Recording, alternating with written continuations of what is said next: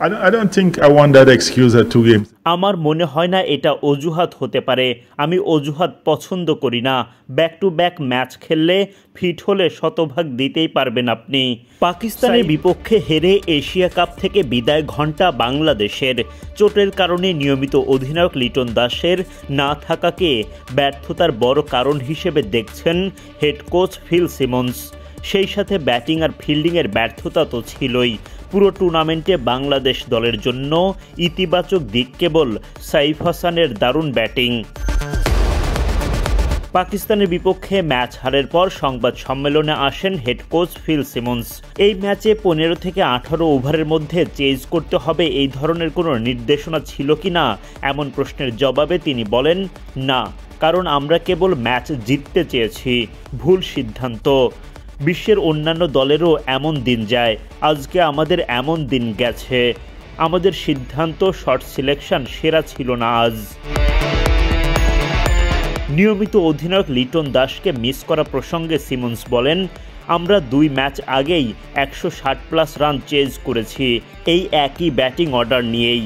আসলে আমরা এখনও এমন দল হইনি যেখানে অধিনায়ককে হারিয়ে সেই খালি জায়গা পূরণ করে ফেলব। আমরা এখনও সেখানে যেতে পারিনি। আমরা সেখানে যেতে চেষ্টা করছি। ভালো ফর্মে থাকা অধিনায়ককে হারিয়েছি আমরা। এই ব্যাপারটা আমাদের জন্য বড় ছিল। তবে আমরা রান তাড়া করতে জানি। এই উইকেটেই 160+ রান তাড়া করেছি। সেদিন ব্যাটিংয়ের সিদ্ধান্তগুলো বেটার ছিল, ফলে ব্যাটিং অর্ডারে কোনো সমস্যা নেই। সিদ্ধান্তগুলো বাজে হয়েছে। শিষ্যদের ক্যাচ ফেলে দেয়া নিয়ে টাইগার হেড কোচ জানান, কিছু ক্যাচে লাইট একটা কারণ হতে পারে। আগের ম্যাচগুলোর সাথে লাইটের সম্পর্ক ছিল না মনে হয়। ম্যাচের ব্যাপারে বললে শাহিনের ক্যাচ ছেড়েছি, পরে সে 2 ছক্কা মেরেছে।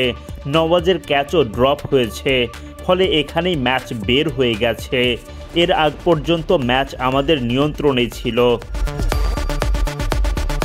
অন্যান্য দলের খেলোয়াড়দের চেয়ে টাইগারদের কম স্ট্রাইক রেট নিয়ে এই কোচ বলেন, গ্যাপটা কমে আসবে। আমরা যত বেশি আন্তর্জাতিক ক্রিকেট খেলব তত দ্রুত। তখন ছেলেরা জানবে আন্তর্জাতিক ক্রিকেটে কিভাবে কি করতে হবে। মাঝে মধ্যে ছেলেদের স্ট্রাইক রেট দেখি 126 থেকে 130। ঠিক আছে, এটা আমি মানছি। তবে ছক্কা হাঁকানোতে আবার আমরা সবার শীর্ষে।